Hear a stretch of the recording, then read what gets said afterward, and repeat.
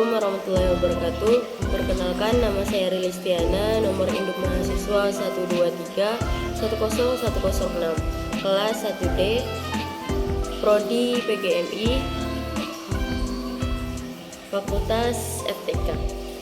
Di sini saya akan sedikit menjelaskan tentang perang Riddah yang dipimpin oleh Abu Bakar As-Siddiq pada masa setelah wafatnya Rasulullah. Melihat banyaknya bangsa Arab yang keluar dari Islam dan keengganannya untuk tidak lagi membayar zakat, membuat Abu Bakar As-Siddiq bermusyawarah dengan para sahabat besarnya guna meminta saran dalam memerangi mereka yang tidak mau membayar zakat. Umar bin Al-Khattab dan beberapa orang sahabat berpendapat untuk tidak memerangi mereka yang tidak mau menunaikan zakat, sambil melunakkan hati mereka hingga imam dalam dada mereka kembali kuat dan akhirnya kembali membayar zakat. Musyawarah ini berjalan cukup sengit, saling berlawanan dan berkepanjangan. Mayoritas dari sahabat ini tidak menginginkan perang, namun Abu Bakar As-Siddiq terpaksa melibatkan diri mendukung golongan minoritas. Seberapa kasar ia membela pendiriannya itu tampak dari kata-katanya, yaitu, "Demi Allah, orang yang keberatan menunaikan zakat kepadaku yang dulu mereka lakukan kepada Rasulullah akan kuperangi." Tanpa mengurangi rasa hormatnya kepada Abu Bakar As-Siddiq atas apa yang telah dikatakannya, Umar bin Al-Khattab khawatir kalau jalan yang ditempuh dengan kekerasan ini akan mengakibatkan dampak yang negatif bagi kaum muslimin. Kemudian Umar bin Khattab menjawab dengan nada yang agak keras, "Bagaimana kita akan memerangi orang yang kata Muhammad SAW, aku diperintahkan memerangi orang sampai mereka berkata, tiada Tuhan selain Allah dan Muhammad adalah Rasul. Barang siapa berkata demikian, darah dan hartanya terjamin, kecuali dengan alasan dan masalahnya kembali kepada Allah." Dan tanpa ragu Abu Bakar As-Siddiq langsung menjawab dari perkataan Umar bin Khattab, "Demi Allah, aku akan memerangi siapapun yang memisahkan salat dengan zakat. Zakat adalah harta," dikatakan, "kecuali dengan alasan." Kemudian kesimpulan pembicaraan itu bahwa Umar bin Khattab berkata, "Demi Allah, tiada lain yang harus kukatakan. Semoga Allah melapangkan dada Abu Bakar As-Siddiq dalam berperan. Aku tahu dia benar." Imam Al-Muziri juga menjelaskan bahwa bukunya pasca meninggalnya Rasulullah SAW dan Abu Bakar As-Siddiq ditunjukkan sebagai penggantinya sebagai pemimpin umat Islam, lalu sebagai orang-orang Arab kembali menjadi kafir. Para sahabat kemudian bermusyawarah untuk mematungi orang-orang Arab yang kembali kafir ini. Namun Umar bin Khattab menyarankan untuk tidak diperangi, mereka mengucapkan la ilaha illallah. Namun Abu Bakar As-Siddiq tetap pada pendiriannya untuk memerangi orang-orang yang tidak mau membayar zakat. Kabilah-kabilah Abi dan Zubair serta Banu Kinafah, Gataron dan Faraza yang ikut bergabung, mereka mengambil tempat tidak jauh dari Madinah. Mereka terjadi menjadi dua kelompok. Kelompok yang pertama bertempat di Abraq di bilangan Rabazak dan kelompok yang kedua bertempat di Kisah yang berjarak 1 mil dari Madinah ke arah Nids. Para pemimpin dari setiap kelompok itu mengirim utusan ke Madinah, ke rumah orang yang terkemuka. Kemudian mereka berhadapan dengan Abu Bakar As-Siddiq. Mereka mengutarakan pendapatnya bahwa mereka akan tetap sholat tetapi tidak akan membayar zakat. Jawaban Abu Bakar tetap sama, yaitu akan memerangi orang yang memisahkan antara sholat dan zakat. Mereka pulang dengan rasa kecewa karena menolak permintaan mereka. Abu Bakar As-Siddiq kemudian melihat adanya tindakan yang tidak baik yang akan mereka lakukan, maka dipanggillah Ali, Zubair, Talal dan Abdullah bin Mas'ud supaya bersiap-siap di pintu-pintu masuk Madinah. Karena Abu Bakar As-Siddiq memperkirakan akan dilancarkannya serangan daripada pembangkang zakat apakah pada waktu malam atau siang hari. Ali Muhammad As-Salabi menjelaskan mengenai rencana dan strategi perang yang dilakukan oleh Abu Bakar As-Siddiq, yakni mengharuskan penduduk Madinah untuk selalu tinggal di masjid sehingga mereka bisa berada dalam kondisi siap siaga yang optimal untuk melanjutkan perlawanan. Menugaskan dan mengorganisasi penjaga-penjaga yang selalu siap siaga di sudut-sudut pintu masuk Madinah hingga mereka bisa menghalau serbuan yang datang. Selanjutnya yaitu menunjuk sejumlah orang sebagai pemimpin pasukan-pasukan penjaga, yaitu Ali bin Abi Thalib, Az-Zubair bin Al-Awwam, Talha bin Ubaidillah, Sa'ad bin Abu Waqqas, Abdurrahman bin Auf, dan Abdullah bin Mas'ud. Khalifah Abu Bakar As-Siddiq mengirimkan utusan untuk menemui kabilah-kabilah di sekitarnya yang masih komitmen, setia dan konsisten kepada Islam, yaitu kabilah Aslam, Ghifar, Muzaina, Aisyah, Juhaina, dan lainnya. Memerintahkan mereka untuk ikut berjuang melawan kelompok-kelompok murtad. Lalu mereka mematahi perintah Khalifah Abu Bakar As-Siddiq tersebut dan mereka pun berdatangan ke Madinah penuh. Adapun kelompok-kelompok murtad yang wilayahnya jauh dari Madinah dan ancamannya pun tentu lambat, maka Khalifah Abu Bakar As-Siddiq memenangi mereka dengan menggunakan surat yang ia kirimkan kepada para wali atau gubernur dan pejabat daerah muslim yang di wilayahnya terjadi gerakan kemurtadan. Sebagaimana yang pernah dilakukan oleh Rasulullah, dalam isi surat tersebut Abu Bakar As-Siddiq memerintahkan kepada mereka untuk bangkit melawan orang-orang murtad. Kemudian kelompok murtad yang jaraknya dekat dengan Madinah mengandung ancaman yang sangat serius seperti Bani Abs dan Zubair. Maka Khalifah Abu Bakar As-Siddiq tidak memiliki pilihan lain selain memerangi mereka, meskipun Madinah saat itu mengalami situasi dan keadaan yang berat dan keras.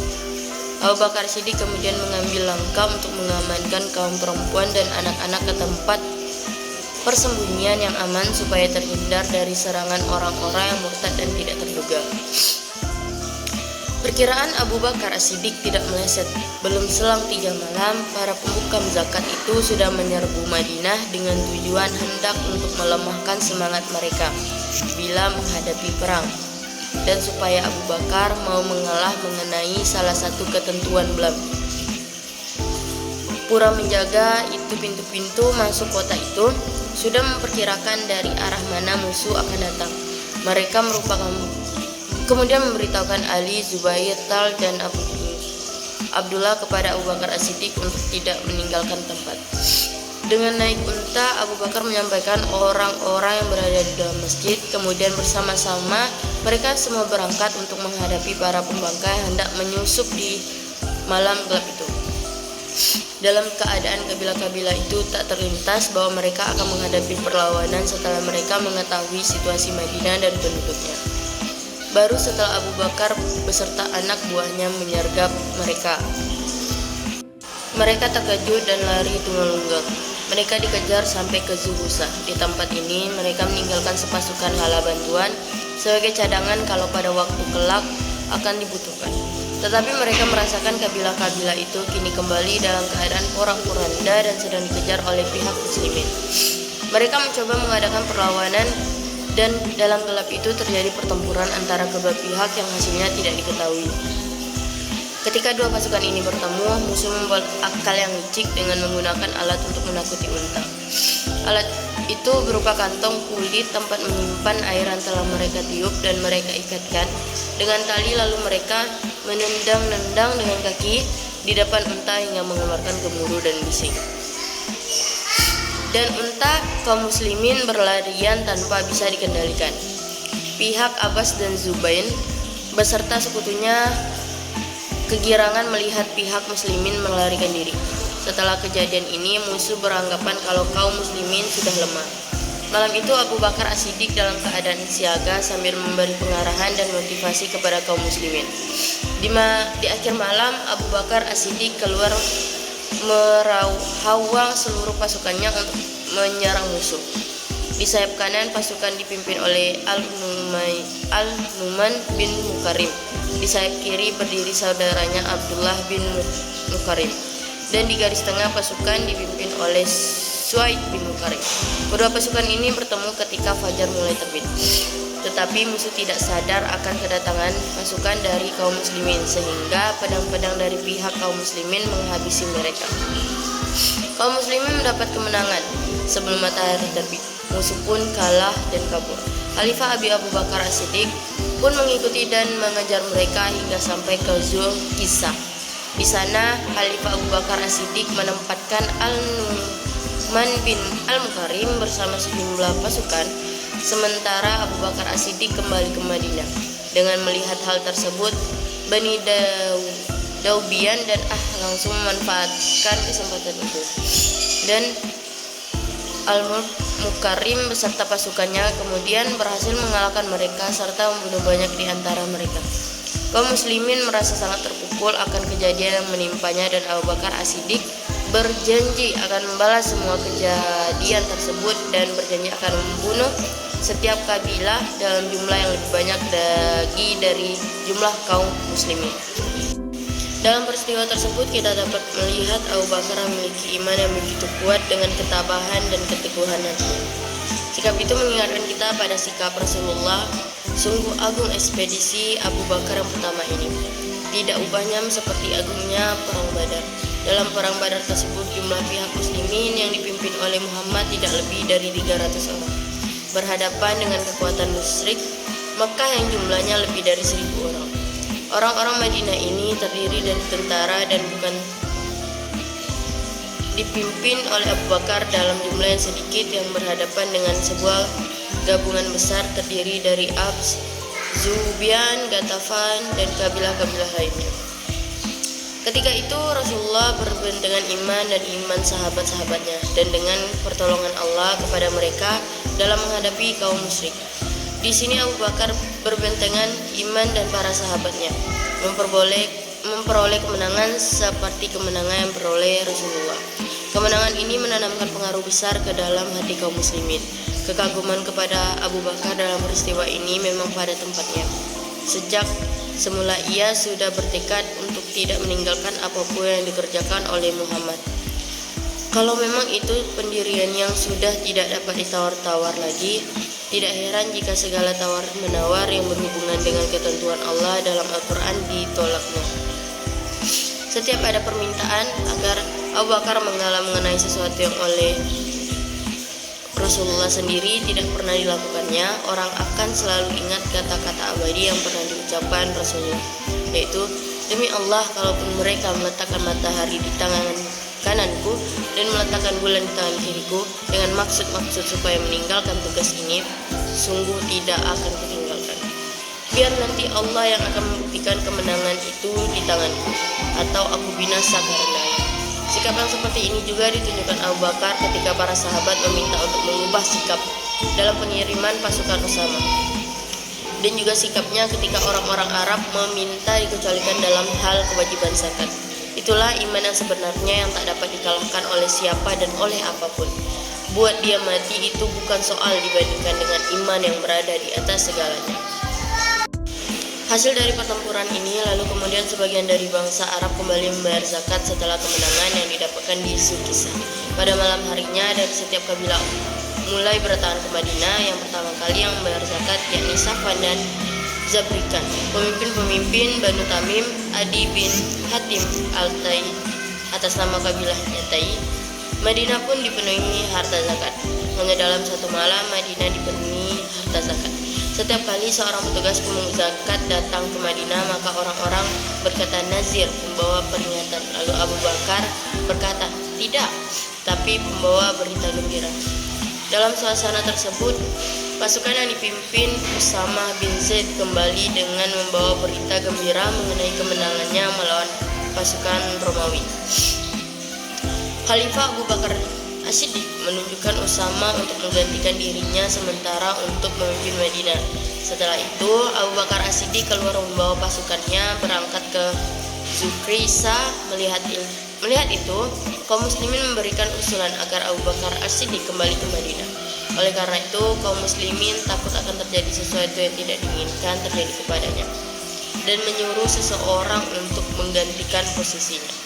Tetapi Abu Bakar As-Siddiq berkata, tidak, sungguh demi Allah aku tidak akan melakukan usulan kalian itu, dan sungguh aku akan menghibur kalian dengan diriku.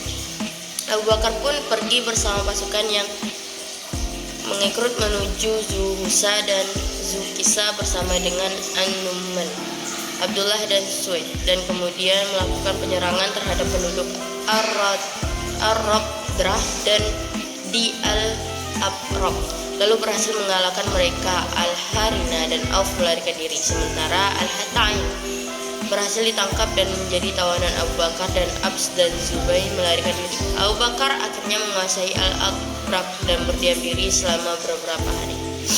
Setelah pasukan Usarnah beristirahat, akhirnya Abu Bakar berangkat bersama para sahabatnya menuju daerah Zukisa, daerah yang jaraknya mencapai 1 mil dari Madinah ke arah Najd. Keberangkatan Abu Bakar beserta para sahabatnya itu untuk memerangi orang-orang yang murtad dan para pembangkang. Sementara Ali bin Abi Thalib memegang tali kendali kendaraan Abu Bakar As-Siddiq. Kemudian para sahabat termasuk Ali bin Abi Thalib membujuk Abu Bakar untuk kembali ke Madinah. Abu Bakar akhirnya memenuhi keinginan para sahabatnya dan melantik 11 pemimpin pasukan. 11 pemimpin pasukan yaitu antara lain yang pertama yaitu Khalid bin Walid menuju Bani Asad Tamim dan Yaman. Yang kedua Ikrimah bin Abu Jahal ditugaskan untuk menumpas Musailamah. Yang ketiga Surbil bin Hasanah menuju Yamama mengikuti jejak Usama, kemudian ke Hadramaut. Yang keempat Suwaid bin Mukran diperintahkan menuju Tihadnah Yaman. Yang kelima Turaifah bin Jahir menuju Bani Salim di Hawazin. Yang keenam Amir bin Al-As menuju Qada'ah. Khalid bin Sa'id bin Al-As menuju pinggir kota Sam. Yang ke-8 Al-Ala bin Hadar menuju Bahrain. Yang ke-9 Urfajah bin Harsima menuju ke Mahrah. Yang ke-10 Muhajir bin Abu Umayyah menuju Yaman Sana'a kemudian ke Hadramaut. Yang 11 yaitu Hudzaifah bin Mushim Al-Ghaffa menuju Oman. Inilah ke-11 pasukan yang telah dibentuk oleh Abu Bakar As-Siddiq, dan setiap pemimpin pasukan dibekali sepucuk surat untuk diberikan kepada orang-orang yang murtad. Zukisa merupakan tempat mereka berpisah dan Abu Bakar kembali ke Madinah. Adapun isi surat dari setiap pemimpin pasukan yaitu Bismillahirrahmanirrahim, dengan menyebut nama Allah yang Maha Pengasih lagi Maha Penyayang. Dari Abu Bakar Khalifah Rasulullah SAW kepada orang-orang yang menerima surat secara umum dan khususnya orang-orang yang telah menyimpang dalam Islam. Keselamatan hanya bagi orang-orang yang mengikuti petunjuk, yang tidak kembali kepada kesesatan dan kegelapan serta mendapat petunjuk. Sesungguhnya aku memuji Allah dan mengajak kalian untuk memujinya. Dan tiada Tuhan yang berhak disembah selain Dia yang Maha Esa dan tidak ada sekutu baginya. Aku bersaksi Muhammad adalah hamba utusannya. Kami memegang teguh apa yang datang darinya dan memerangi siapa saja yang menyimpang darinya. Sesungguhnya Allah telah mengutus Muhammad dengan kebenaran sisinya kepada semua makhluk sebagai pembawa berita gembira dan peringatan. Dia menyuruh manusia agar beribadah kepada Allah Subhanahu wa taala ibarat tentara yang terang benderang. Dia membawa peringatan bagi orang yang hidup dan dia menepati janjinya terhadap orang-orang yang kafir. Sesungguhnya Allah Subhanahu wa taala akan memberikan petunjuk kepada siapa yang mengikutinya.